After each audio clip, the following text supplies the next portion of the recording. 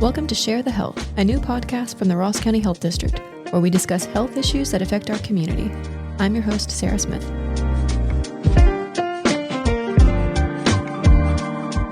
Today I'm joined by Ross County Park District Executive Director Myranda Vance. Welcome, Myranda. Thanks, Sarah. It's great to be here.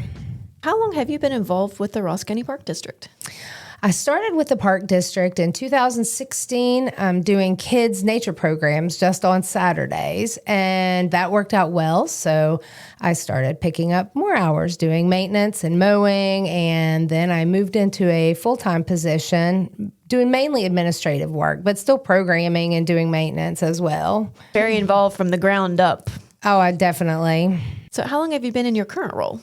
Since 2023, I became the interim director in January of 23, and then I was chosen to fill the position in April. So I'm beginning my fourth year as a director. I guess this is my 10th year, the beginning of my 10th year with the Park District.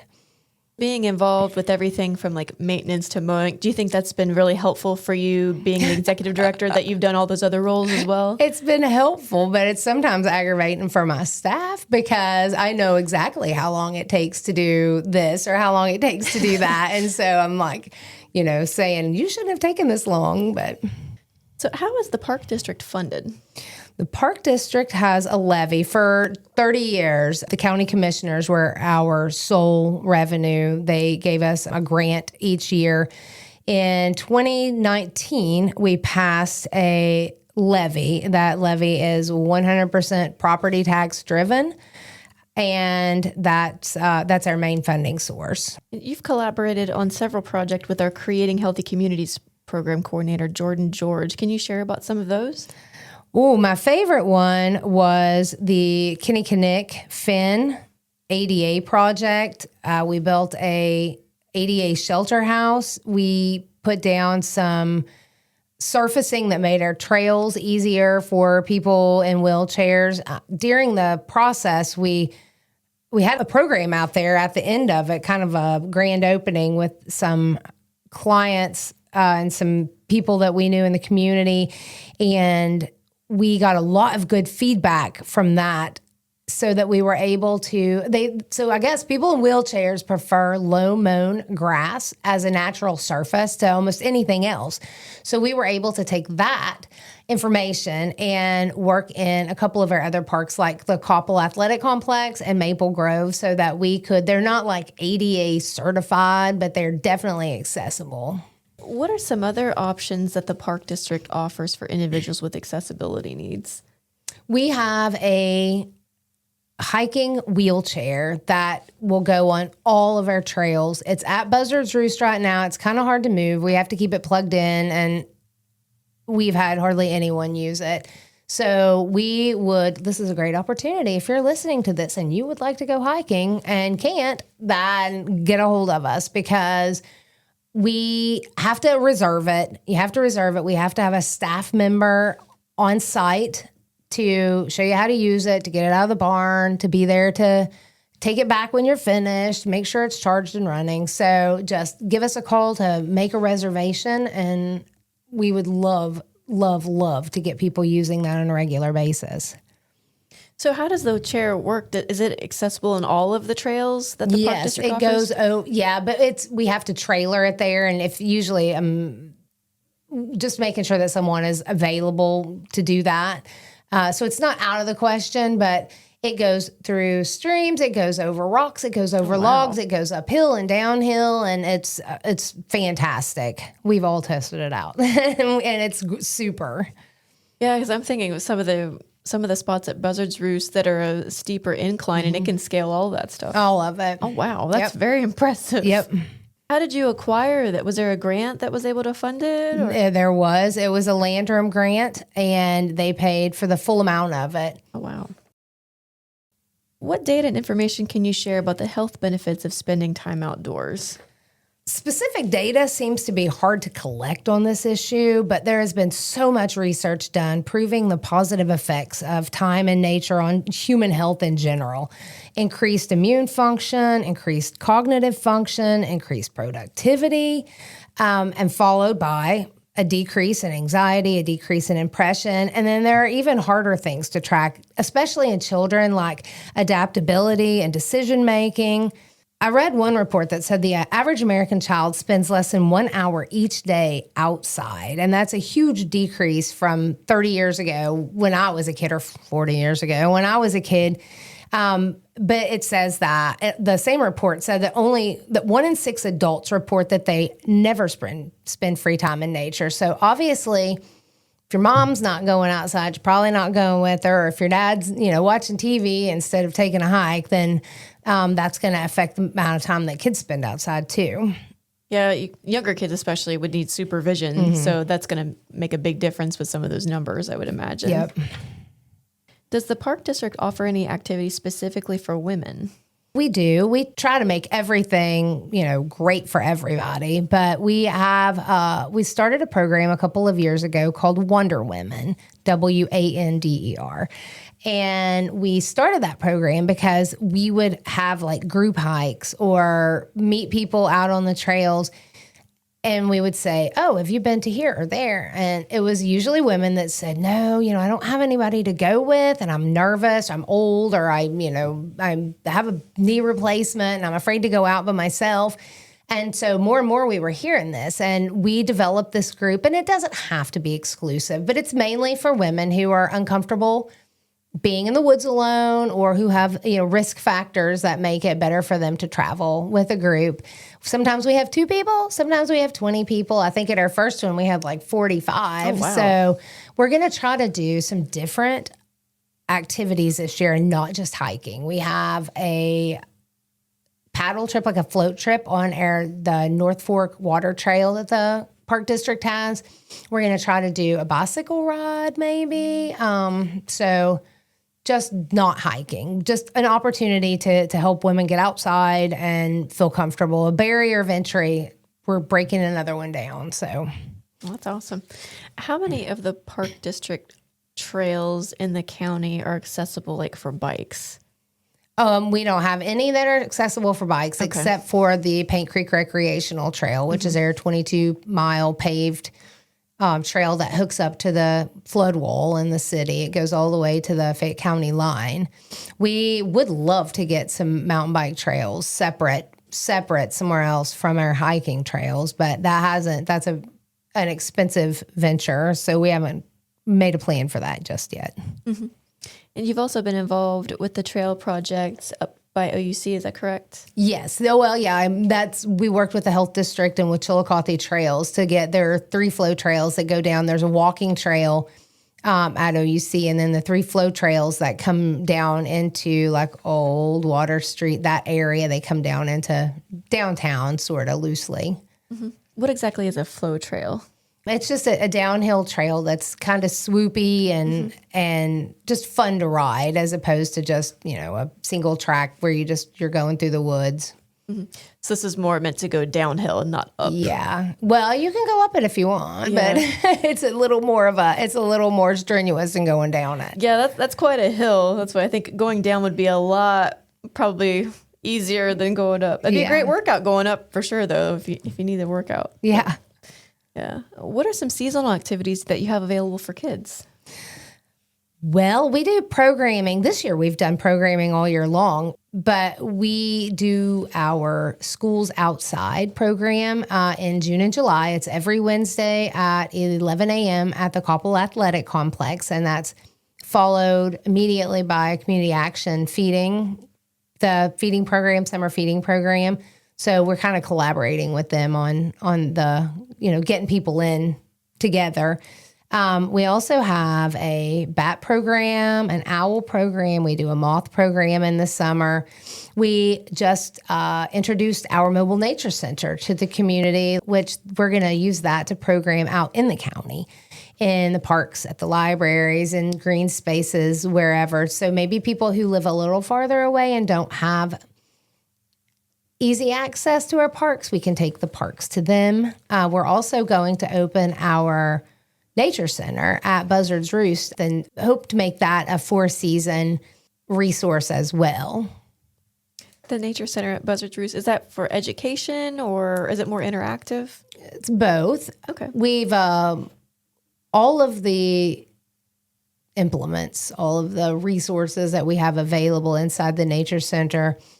I hate to call them toys because they're educational, they're life cycles of butterflies or the life cycle of bees or games about honeybees and stuff like that. So it's interactive. And so hopefully kids will learn and not realize they're learning. So it's not like going to be a classroom setting, although we may have some educational classroom style things from time to time, programs from time to time, but we hope to have a craft available. We have yard games that we set up, not really nature related, but just to get kids active outside that we'll set up outside the Nature Center.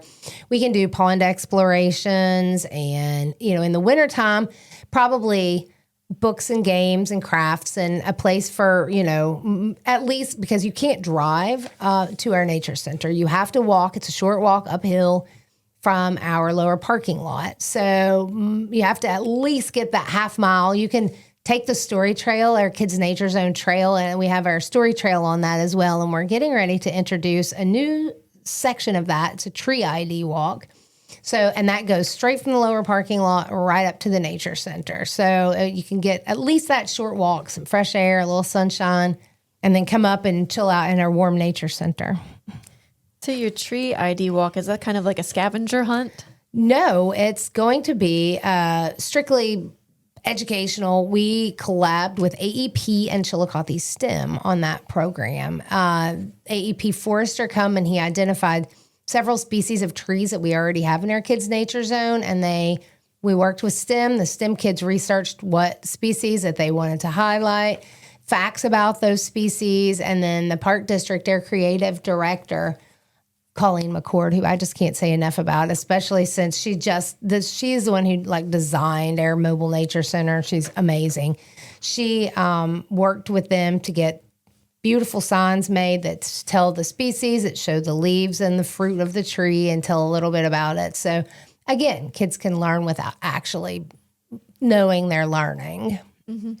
That'll be great. I remember in school, we had to do a project for tree identification. So I'm sure they probably still do something like that. So you're probably going to be helping kids out with some of their school projects with some of these things. Yeah, for sure. And that's sort of what the STEM kids did when they put this together. You mentioned that you have a moth and owl programs. Our owl program, last year we worked with the Ohio School of Falconry, and they brought their owls so that people got to see them close up. And then for a moth program, we generally meet up behind the shelter house at the roost, and we have different types of moth traps and lights and sheets and things set up to lure moths in, just so kids can have a look at some species that they may not just see running from the car to the house or, whatever. So yeah, just education and fun, being outside. Our main focus is providing great outdoor spaces for the citizens of Ross County to enjoy. We do pollinators as many places as we can. We collabed with AEP on a project several years ago, 7 years ago, where we planted pollinators in all of the AEP easement areas in our parks. Instead of just having it mowed down to the dirt or sprayed, we planted these beautiful pollinators, and we just got honeybee hives at Buzzard's Roost. And it's going to be obviously park conservation because the honeybees are declining in the United States due to several factors. And people were a little reluctant when we first started talking about having the honeybee hives because they were afraid, everybody's going to get stung, or my kid has an allergy or whatever. But we're going to educate people on how bees really work. And hopefully, I don't want anybody to not come to the parks because we have bees. If you have a question about bees or you're not sure if it's safe, please reach out to us. Don't make a crazy Facebook post saying, don't go to the park. Call me. We'll talk about it. We can, maybe even have someone walk out with you and show you how things go. So we're also probably going to put a couple of hives at Mataqua, which is our park out on Charleston Pike, Walnut Creek Road. And that's where a disc golf course is too, by the way. But we have 2 boxes go in and out there because we have a big field prairie out there and right on Walnut Creek. So it'd be a great location. You mentioned disc golf. Do we have a lot of courses in the county? We do. We have, I think the one we put in was number 5. Oh, wow. And the same group of people, the Project Bad Apple, they're doing another one in Goldie Gunlock. It's a putt-putt style disc golf course. But ours is special because it is 27 holes. So you have your regular 18-hole course, and then we have a special 9-hole course. That's a little more strenuous to walk. It's on up the hill. It's a little more technical that you can do all of it or half of it or however you want to do it, depending on if you have your kids with you or if you're just teaching someone or just learning. Yeah, it seems really popular. Yes, and we did some research before we put these in, and I guess people who disc golf, they look for new places to disc golf. So it's probably not the biggest tourist draw that we have here, but it does bring people in from other places. And the more disc golf courses there are in an area, the longer they'll stay because they want to do them all while they're there. So potential to, have some overnighters coming from out of town and checking them out. Are there any kind of disc golf tournaments that you have in the park district? And we do. It's called the Monster at Mataqua, and we have that. We've tried it several different times of the year. Weather is always a factor, obviously. That one, it's a day-night golf tournament. So we always have these fancy glow discs made. So you play the first half of it in the daytime, and then you play it after dark, and that's a fun one. What are some goals and visions that you have for the park district?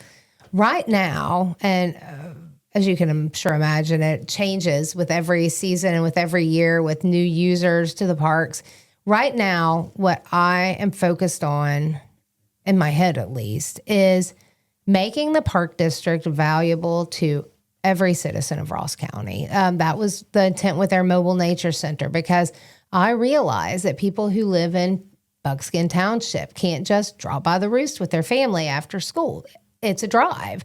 And so we're tossing around a lot of different ways that we could. I mentioned barrier of entry earlier.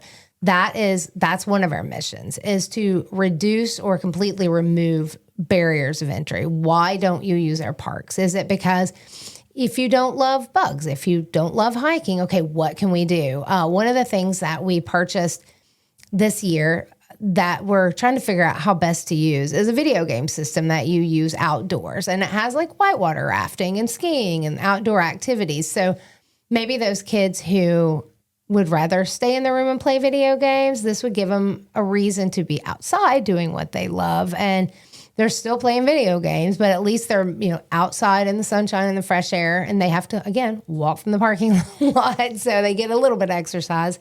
And that's something that we could take with us too, out in the county, something that's mobile, portable, but just figuring out what we can do to bring value to everybody. And because we're public servants at the end of the day. The park district is not here just to, do what we do. We're here because we want to serve the people of Ross County in this capacity. So the only way that we know that is when people tell us. So I always encourage people, my cell phone number is the park district phone number. It is on every kiosk. It is in every park. It is on the website. It's on my emails. And I love when people call me. Obviously, I don't love it as much when they call to complain, but I need to know that stuff too. So whatever, always, if you have an idea, if you have something you just think of, man, I wish you guys could, I don't have a kayak. I'd love to kayak. Is there some way we could, something we could do to work that out? Let us know that stuff, because that's how we decide what our next project is or what our next program is. Do you have kayaks available? We do not, but I'd mentioned that we're planning a Wonder Woman float for later this spring. And that's one of the things that we thought, we have trucks and trailers, so maybe we charge a small fee and we rent them or, borrow them. We do have a couple of kayaks because we do have a water trail, and we have to float that, check for strainers and stuff like that just part of the maintenance of it. But we could definitely make it happen. Probably not just for one or two people. It would need to be a program or a group or something like that. But do you have ways of gauging how much traffic your trails are getting in the county? So we have, for years now, we have like traffic counters that say how many cars come into the parking lot. But when you look at the data and there were 10,000 cars at Buzzard's Roost on Saturday, you know, then you realize when you're walking out there in the evening that deer has walked in front of that camera 11 times since you've been standing there. So it's hard to tell when it's a bird or a rabbit or, you know, something else that's moving in front of the camera, or a tree waving, you know, when the wind blows in front of it. But we count cars if we're in the parks all hours of the days, all days of the week. And so, you know, we'll count cars, kind of get a gauge of, you know, we'll say 2 to 4 people in a car. Very unscientific for sure, but it lets us know where we get our most usage, what days we get our most usage. Very organic collection. But now with the onset of Placer, that is going to be a good tool for us. We didn't feel like it was something we needed to spend public funds on for ourselves because it is rather expensive. There are a couple of other entities in Ross County who do have Placer subscriptions, and they've been really willing to share their data with us because, you know, obviously knowing these things benefits so many different people. So we're hoping to lean on them. There's not a lot of data that we need to collect just to know. It's good to know who's using the parks, what age groups and stuff like that. So maybe we can, if we do a survey, we know kind of how to single people out, or we maybe need to, you know, lean toward another age group or another park that we maybe hadn't thought about previously. What are some of the more popular parks in the county? So our most popular, our flagship park for hiking is Buzzard's Roost. That's where, you know, you look on Facebook. You cannot look on anybody in Ross County's Facebook page and not see a picture of them on South Point Lookout. And so that's like the oldest park, the oldest developed park. Plus it has flush toilets and it has a nice shelter house. And it has several miles of trail. So that's a big draw. Koppel Athletic Complex, the soccer fields out on off of Route 50 on Star Drive, they get that park gets more use than any of our other parks, but mainly because soccer is there. But we also have a really awesome playground there, which we're hoping to expand this summer. But that definitely there's the kayak takeout is there, and we have a trailhead for the Paint Creek Recreational Trail there. And that's also, I'd mentioned earlier, a really good spot for ADA because it has a half mile of the paved bike trail there. It has the flat, you can get out to at least see the creek on a flat mown grass path. You can see the soccer games. You can access we have a ADA parking and an ADA portable toilet next to our shelter house there. So that's it's super popular. And we have that shelter house is one of only 2 areas in our parks that we offer for rentals for birthday parties and stuff. So, oh, nice. So you can have an event there. Sure. While you're taking a hike. Yeah. Yeah, great. What's some positive feedback that you've gotten at the park district from some of your recent projects? So, not necessarily a recent project, although it's a daily project for us. The one comment that I always hear people say is how clean and how well kept our parks are. So we try to take that into our programs and our projects. Everybody loved our Mobile Nature Center on Friday. That was our first big deal of the year. We've had a lot of calls today, people wanting to use it or wanting us to bring it out for their event.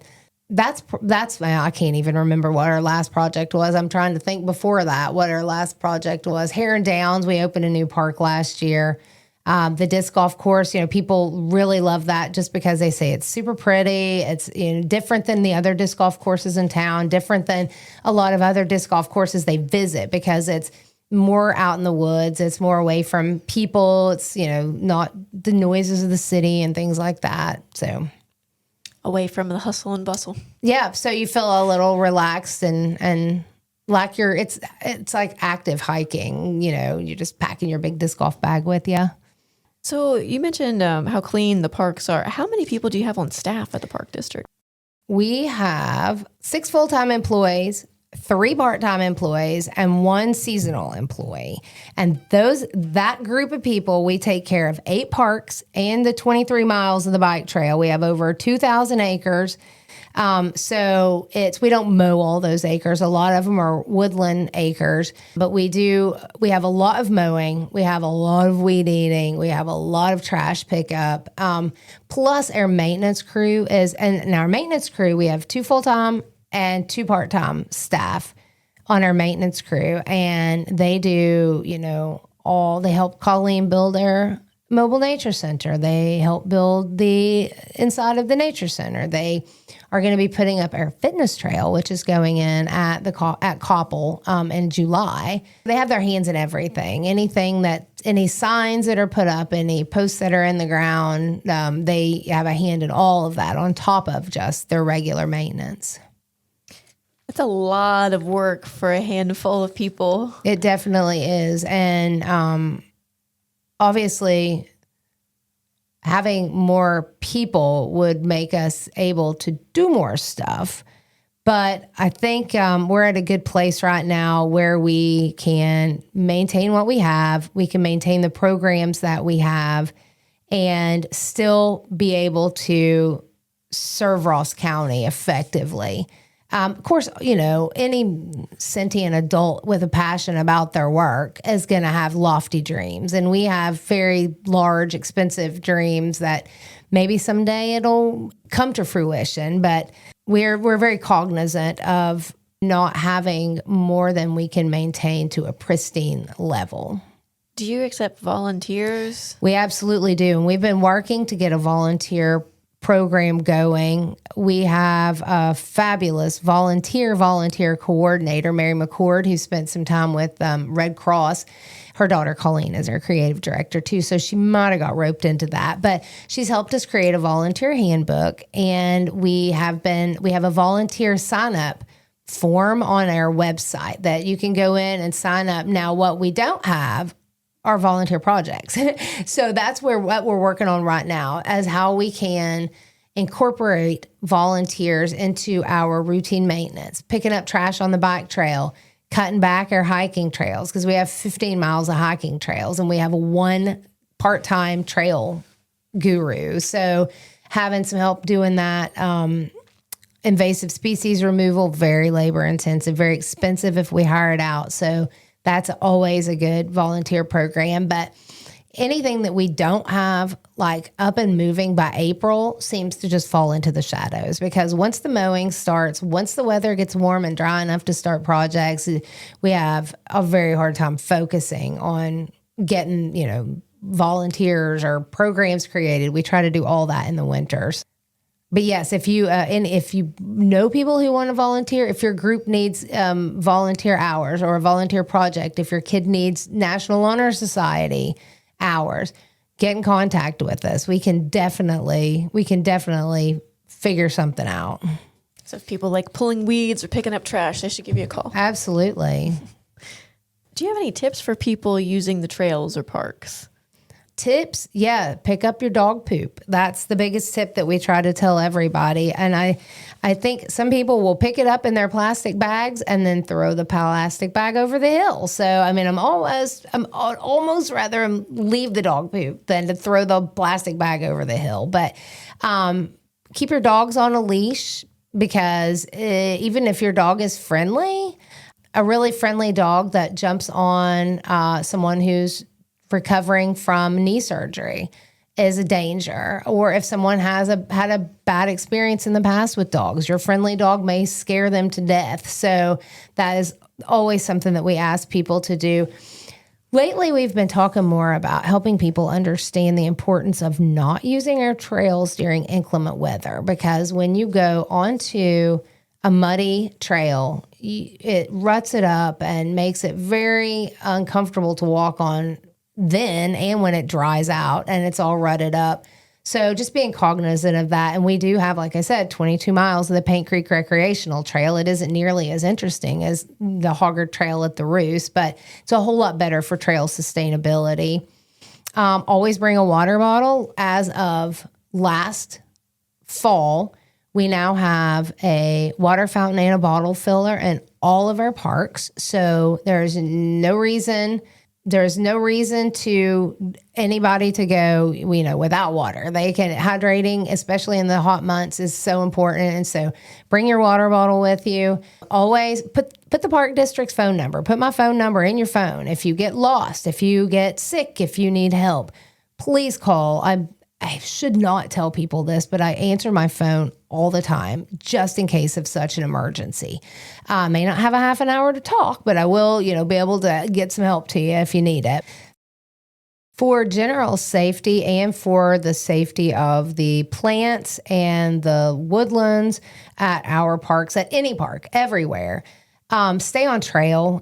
Trails are there for a reason. Trails are there so that lots of feet can walk through with minimal damage. So, if you have a 24-inch wide trail that's a mile long, that's a sacrificed area. But if it saves the rest of the woods, if it protects the species, the plant species, if it protects the habitat and the trees and the other areas, then that's what we need to do. And we need to obey that rule no matter where we are.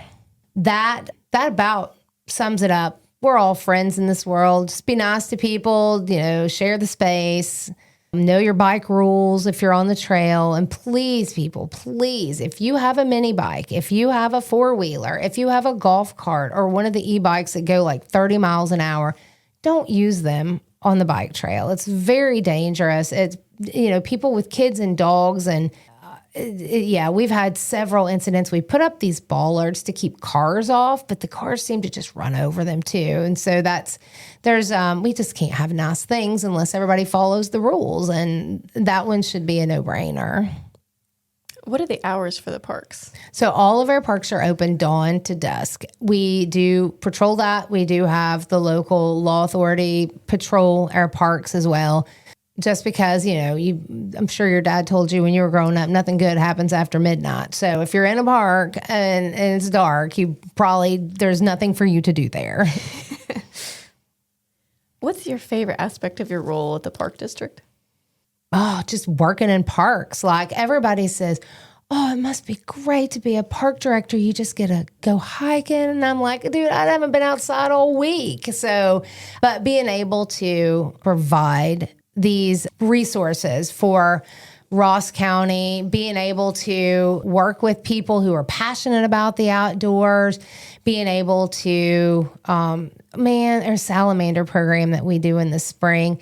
Generally, we do it at night, and it's generally cold, it's generally wet, but to see like a 5-year-old or a 10-year-old covered in mud, begging their parents not to go home, let me just catch one more salamander, that's worth everything else. Every weed that I've pulled, every dog poop pile I've picked up, like all of it's worth it just for that.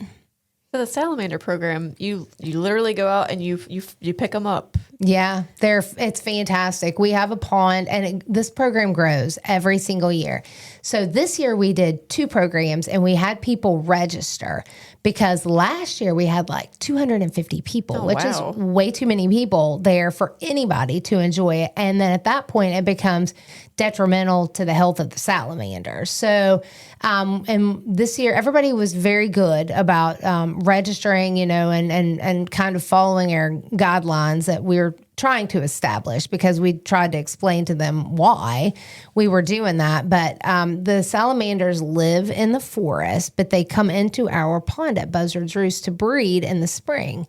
So the first warm rain, usually they all just come pouring out in droves into our pond, and we have a ton of them. So they're sweet. They're not easy to catch, but they're not like terribly afraid. They're all the kids who want to catch one usually do, and we teach them how to handle them. And again, while they're playing, we're telling them facts about salamanders, and they're learning about amphibians and how to play together, and how to, not be afraid of nature, not be afraid to be outside at dark and be wet or be dirty. Are there any kind of rare species or rare finds out on our trails that people can look out for while they're out and about that come to mind? Well, At the Kinnickinnick Fin, we have had a Kirtland snake identified there. I have never seen one, but definitely be on the lookout for one. Sometimes we have muskrats at Kinnickinnick too, which they're not rare exactly, but people always enjoy seeing them. We have a couple of interesting plants that grow. Again, not really rare, but a fun find if you're in the woods. One is called squaw root, and they're coming up right now at Buzzard's Roost. I saw them the other day, and we have a Jack in the Pulpit that I saw come up. So we have they're called Explore More hikes with their naturalist Ted Hagerman. And so if you ever want to find out more about those little hidden gems, joining one of those Explore Mores is a great way to do that. And our old ranger, Joe Boss, who's a very popular fixture at Buzzard's Roost, he is going to start back his senior walks on Wednesday mornings at 10 through the summer and into the fall. And he is very knowledgeable about that stuff. And he loves to spy things and point it out to his visitors. It sounds like you've got a wealth of knowledge on your staff of different types of topics. I cannot explain to people why nobody works in parks to get rich. Nobody really works at Ross County parks to get rich. And yet Ross County cannot even imagine how blessed they are with the team that we have. Knowledgeable, passionate, creative, hardworking, they all love people. They love being able to provide things for the community. They love talking to people. And everybody, it's an eclectic group, but we work so well together because, I'm like money oriented, and Colleen's got her head in the clouds creating the next best thing. And Aaron's writing everything down and trying to structure a process for us. And Ted's trying to figure out how to get it into the community, and Noah's trying to figure out how to build it. So, everybody together, it's just a great team. It's like that 70s show. It's one of those things that just happens out of the blue. So it sounds like it's working for you. It's doing great as long as it's working for the community. What message would you like to communicate to the public about the value of the park district to Ross County residents? Parks are important for so many different reasons. And, economic development has been on everyone's mind and in everyone's mouth lately. And most people, when they try to decide if they take a new job somewhere and they're deciding where to live, they look at parks and schools and libraries and other amenities like that. So with some of the new companies that are coming in around here and that we're trying to attract, being able to have amazing parks and amazing things for kids to do, so people don't just come here and work and drive back to Columbus to take their kids to the really cool park by their house. They're going to want to live here. And then for the tourism, again, tourism isn't like our mission. Our mission is the residents of Ross County. But if we can play a role or take a hand in tourism by providing, spaces for people to go after they, Sunday morning before they leave after they've come to see Tecumseh, or after they've visited Hopewell if they want a little longer hike. So that, and then we can be valuable to schools to get the kids out into the parks. We're valuable even for people who don't use our parks, because having a green space, even out your window, has been proven to increase productivity and lower stress. So if you'd rather look at the back of a concrete building or, at the trees and the grass, but parks are invaluable. And the more our world grows and expands and requires the land for supporting all the people, the more precious they're going to be and the more important they're going to be. It sounds like you're all doing a lot of great work, a lot of great options for everybody in Ross County to get outside, to get some fresh air. Yep. And I cannot stress enough to people, please call us. If you have an idea, if you have a need, if there's something you'd like to learn or see or do, we may not be able to meet every request. Well, I'm sure we won't be able to, but we can give us a try. We don't know what we can do until we got it in front of us, and then we'll put all of our great minds together and come up with something. Well, thank you so much for all of the work that you're doing. And I love your enthusiasm. I want to get outside right now. Oh, well, come on. We probably got a program for you this week if I could check my calendar. But yeah, appreciate being here. I love being able to talk about the Park District to people. And when I first started at the Park District, whatever I just said 10 years ago, 9 years ago, people would always say, I would say, it was my mission to, everybody would know about the Park District. I would say, have you been to Buzzard's Roost? And people were like, what's Buzzard's Roost? And I'm like, oh, well, let me tell you. And so now when we do a program and I say, raise your hand if this is the first time you've ever been here, I have 2 hands go up instead of 30 hands go up. And so that says that we're moving in the right direction. Absolutely. Well, thank you so much for taking the time to stop in today, and we'll definitely have to touch base again. Well, thanks so much for having me. Thank you. Thank you to Ross County Park District Executive Director Myranda Vance for joining us today. For more information about the Ross County Park District, trails, events, and more, visit www.rosscountyparkdistrict.com. Until next time, take care and share the health.